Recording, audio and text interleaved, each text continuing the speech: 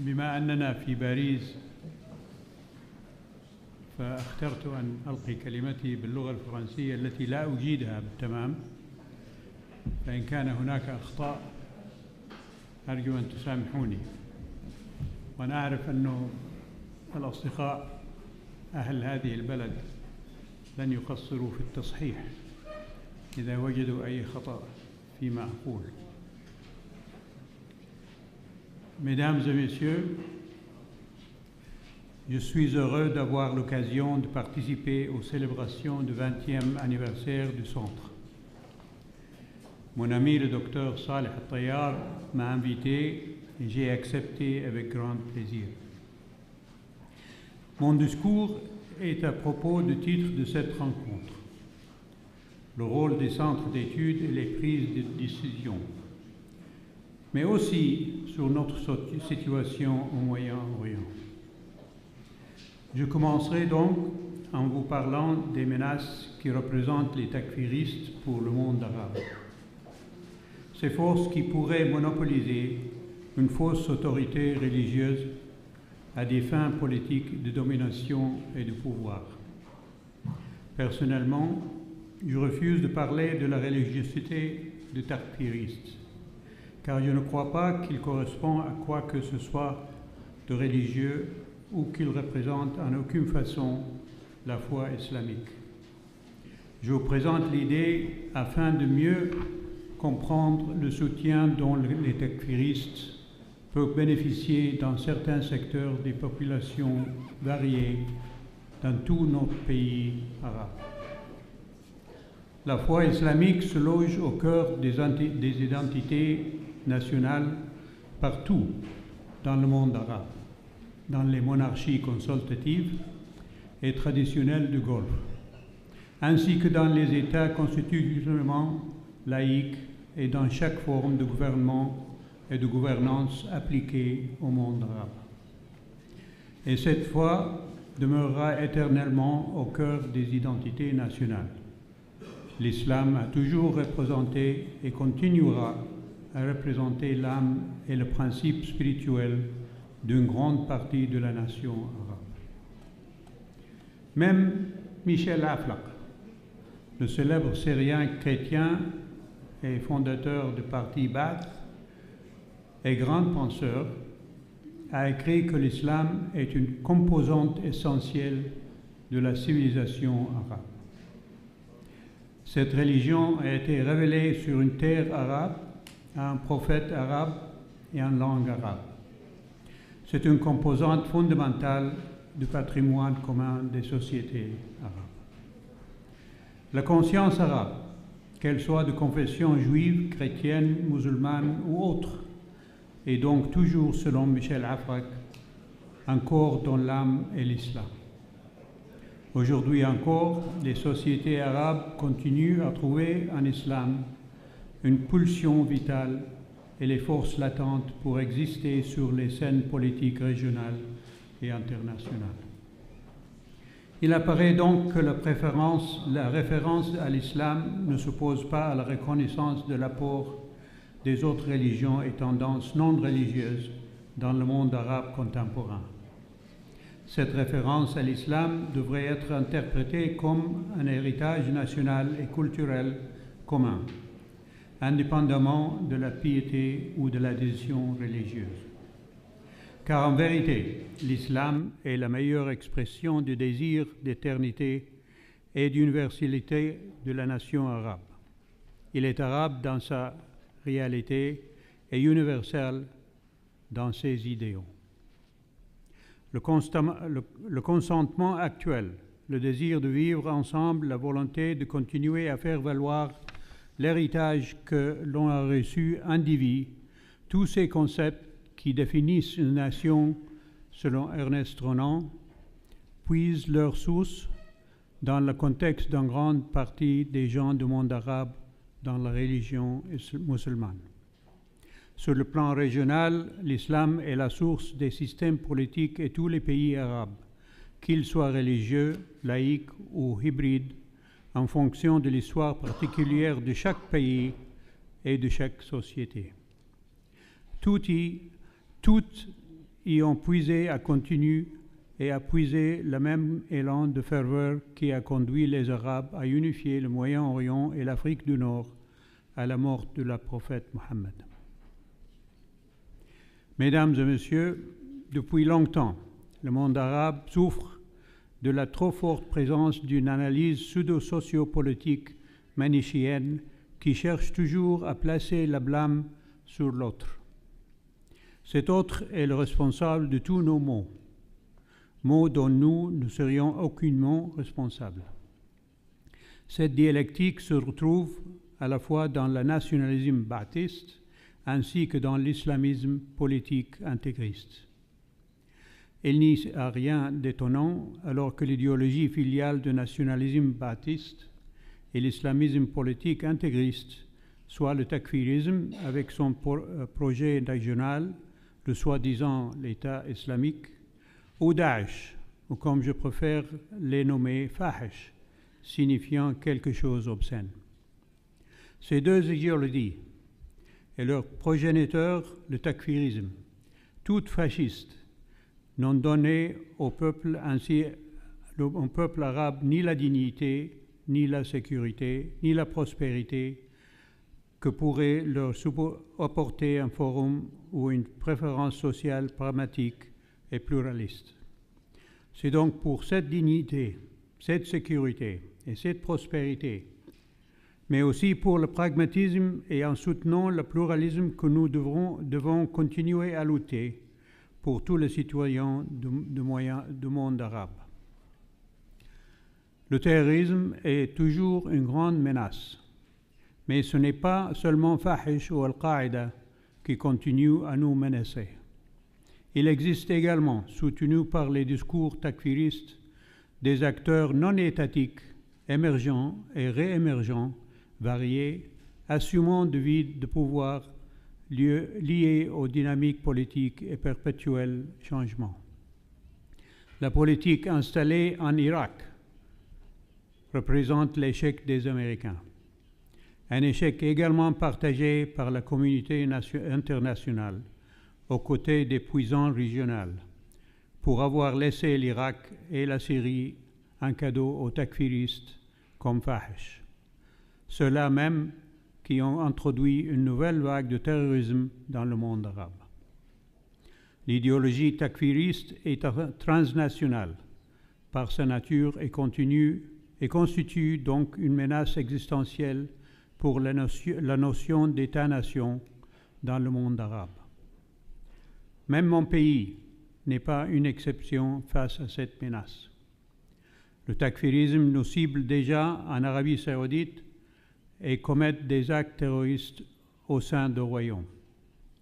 Nous avons contesté et vaincu Al-Qaïda en Arabie saoudite et je suis convaincu que nous vaincrons Fahish aussi. Pour leur éradication dans le monde arabe, nous devrions travailler ensemble pour l'élimination de fléaux des individus qui estiment qu'ils ont le droit de commettre des actes de violence odieuse sur les autres à des fins destructrices. Les actions guerrières et les politiques aussi de la présidence iranienne, ainsi que les interventions et les politiques belliqueuses et permanentes du corps de la garde révolutionnaire iranien, ainsi que celles des autres États, dissuadent toute action d'éradication de takfirisme et fascisme religieux dans le monde arabe. Ces actions et interventions ont également interdit toute compréhension conjointe arabo-iranienne concernant le principe d'une horde des États souverains partenaires dans le Moyen-Orient et l'Afrique du Nord, ce qui empêche la protection des citoyens de tous nos pays contre le takfirisme. Les leaders iraniens aussi, ainsi que les takfiristes, Fahish et Al-Qaïda, suivent une idéologie transnationale qu'ils essaient d'imposer sur les États musulmans. C'est le Wilayat al-Faqih, ou la règne des clercs. Il devrait y avoir une approche à deux volets pour y parvenir. Premièrement, l'exposition de la subversion des États arabes par les dirigeants iraniens à travers des acteurs étatiques et non étatiques. Deuxièmement, l'agression israélienne contre les États arabes et son occupation de la Palestine. Naturellement, le monde arabe bénéficierait davantage de relations plus productives avec des pays amis. Pour y arriver, nous pouvons aussi mobiliser nos associations et institutions indépendantes et objectives dédiées aux menaces actuelles de prolifération de l'idéologie takfiriste et transnationale. Une telle mobilisation nécessiterait bien sûr une vaste campagne médiatique. Les médias tirant parti du soutien populaire de la lutte contre l'extrémisme et le fascisme religieux comme un point commun entre les pays arabes et la communauté mondiale, contre les ambitions sectaires et takfiristes. L'utilisation de nos institutions constitue un excellent premier pas. Nos organisations, centres de recherche et think tanks, en tant qu'institutions non étatiques, doivent se mobiliser et être plus présents sur le terrain, aux côtés des gouvernements, des familles et des jeunes partout dans le monde arabe. Elles ont, au cours de décennies, formé la base de la connaissance sociale dans le monde arabe. Elles ont, au cours de décennies, formé la base de la commission sociale dans le monde arabe. Aucune de nos institutions ne reçoit l'attention des médias de nos homologues hors du monde arabe, comme le SNRS ou l'IFRI ici en France, ou Chatham House à Londres et plusieurs think tanks reconnus à New York et à Washington. Peu de nos institutions sont connues sur la scène internationale et encore moins par nos propres concitoyens, ce qui bloque non seulement l'attention médiatique, mais plus encore nous isole. Nos institutions doivent être placées à l'avant-garde de l'attention médiatique nationale et régionale. Les centres de recherche sociopolitique en particulier, à l'Afrique du Nord, en Égypte, au Liban, en Irak et dans le Golfe, devraient être plus proactifs sur les médias sociaux et les nouveaux médias et plus couramment visés par les médias traditionnels afin de redynamiser la discussion sur la lutte contre le takfirisme et les causes liées à sa popularité dans le monde arabe. Une telle présence plus forte pour nos institutions indépendantes servira non seulement à amener les sujets de la radicalisation et du takfirisme à l'avant-garde de la discussion nationale dans les États arabes. Ces institutions créeront également un environnement au niveau gouvernemental et régional propice à nos discussions sur nos priorités sociales et politiques. Mettons la pression publique sur l'Iran pour faire exposer le soutien par le corps de la garde révolutionnaire iranien du fascisme religieux. Je suis convaincu que cette exposition sera bien reçue par les citoyens des pays arabes, mais également des citoyens iraniens. Cela recevra également l'attention médiatique internationale et diplomatique qu'il mérite, exerçant une forte pression sur les forces réactionnaires à Téhéran et à Tel Aviv qui continuent leur politique subversive au cœur de sociétés arabes, surtout dans certains pays arabes manquant d'un vrai pouvoir central. La structure géopolitique internationale change actuellement, avec les nouvelles présidences à Paris et à Washington, une Union européenne de plus en plus indépendante, le Brexit et la présence russe au Moyen-Orient. Peu de certitudes existent au niveau international. Nous ferons des inconnus au niveau international un avantage, et le temps est bienvenu pour un appel arabe au niveau régional pour mieux combattre l'extrémisme chez nous, tout en faisant la pression sur Téhéran et Tel Aviv dans les discussions concernant les subversions de nos sociétés. Mesdames et messieurs, dans le but de la création d'un environnement pragmatique et pluraliste, au niveau politique et diplomatique, nos organisations et institutions indépendantes, les centres de recherche et think tanks et les universités du monde arabe vont forger une forte présence des médias sociaux, non seulement en arabe, en amazigh ou en kourde, mais aussi en français, en anglais, en farsi, en hébreu et en turc, pour faire appel à un public aussi large que possible dans le Moyen-Orient et l'Afrique du Nord. La cause que nous défendons va au-delà de l'appartenance ethnique, de la religion, de la nationalité ou de la secte. La cause de la lutte contre l'extrémisme et le fascisme religieux est une cause humanitaire et en tant que telle, c'est une cause que nous devons défendre et poursuivre par tous les moyens nécessaires.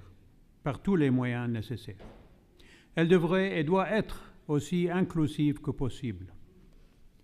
Par exemple, le centre Mohammed bin Naïf de conseil et de soins poursuit les cours avec les personnes, hommes et femmes, qui montrent des signes d'idées d'extrémisme, psychologiquement, religieuse et sociale.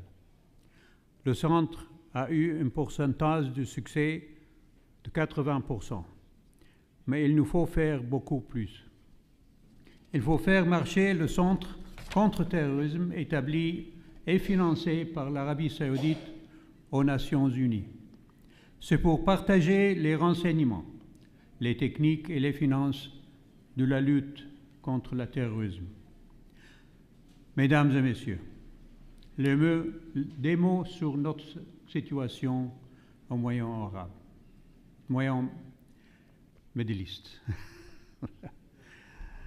Moyen-Orient.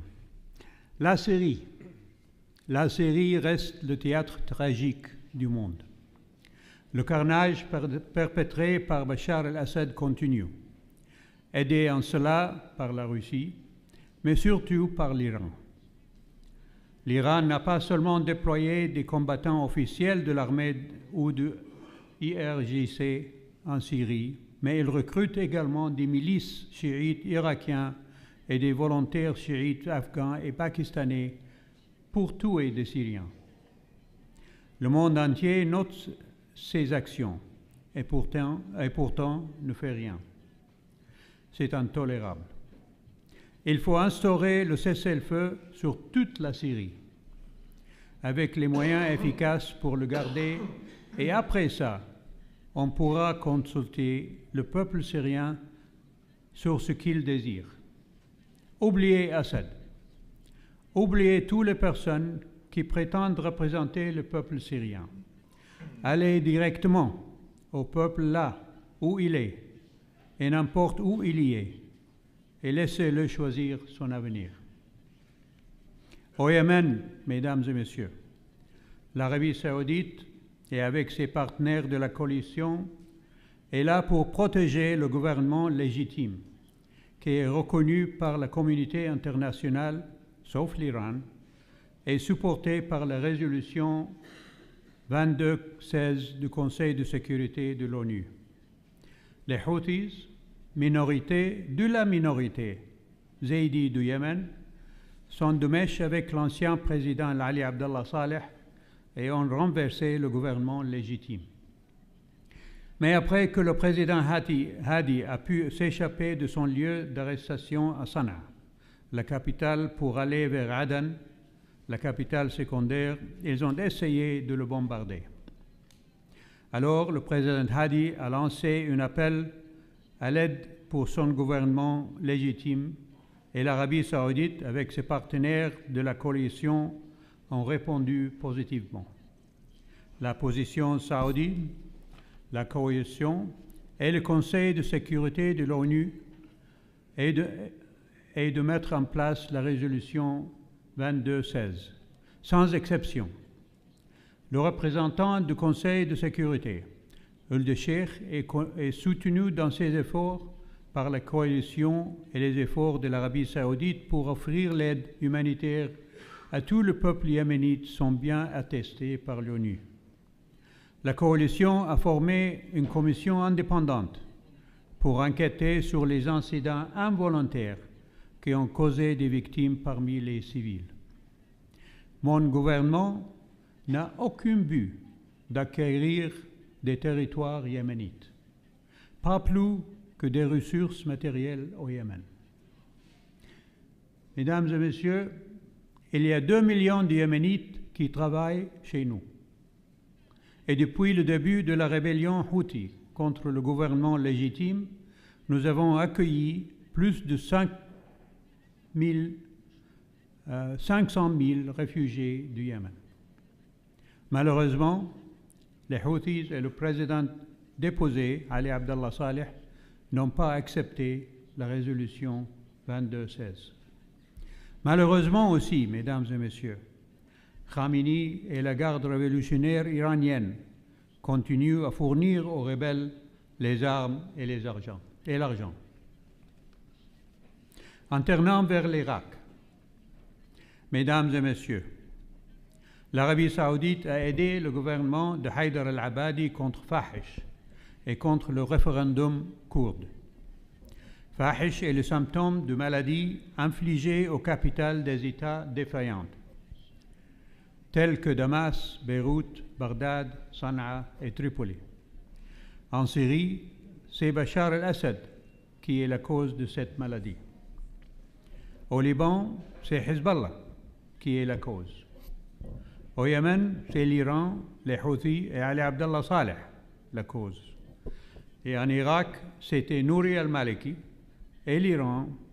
Et maintenant, et depuis qu'Abadi a introduit une politique inclusive, l'Irak se guérit. Autrement, M. Barzani a lancé une action qui va encore compliquer les choses. Déjà, le monde entier n'accepte pas cette action, sauf Israël, qui cherche toujours à faire du mal aux pays arabes. La Turquie, l'Iran, l'Irak et même la Syrie vont s'opposer à l'action de Barzani sans cesse, qui va continuer les luttes dans ce pays déjà débordant de combats.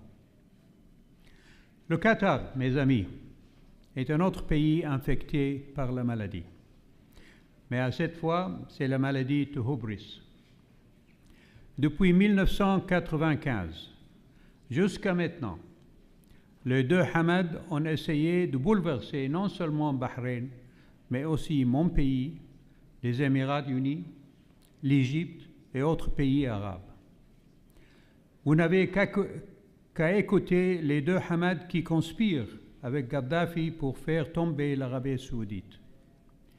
C'était au début du siècle et jusqu'à aujourd'hui, leurs attentats continuent. Et en Palestine, mesdames et messieurs, c'est Netanyahou qui demeure l'obstacle à toutes les étapes en vue de la paix. On espère le succès pour M. Trump à ses efforts. Je ne suis pas convaincu qu'il puisse le faire. Alors je demande au gouvernement français de suivre sa propre Assemblée nationale et de reconnaître l'État palestinien. C'est juste, c'est correct et c'est légitime. Il faut combattre le terrorisme avec compréhension et non seulement en utilisant les moyens policiers. Il faut lutter contre les idéologies qui donnent naissance à ces monstres. Dernièrement, à Riyad, le roi Salman et les chefs d'État musulmans ont inauguré avec le président Trump le centre Salman contre l'extrémisme. Et finalement, l'Arabie saoudite débute une ère de transformation importante. Nous avons une population de 23 millions, dont 65 ou 70% ont moins de 35 ans d'âge. La moitié de nos citoyens, les femmes, sont déchaînées des habitudes sociales non religieuses. Nos ambitions économiques sont bien démontrées dans la vision 2030. Je vous conseille de bien la lire. Et pour finir, notre roi, le serviteur de deux saintes mosquées, Salman ibn Abdelaziz, a donné sa confiance aux jeunes pour nous amener un futur abondant. Notre vice-roi, le prince Mohammed bin Salman, avec la direction du roi Salman, navigue notre navire d'État vers les rives sûres de notre futur. Merci.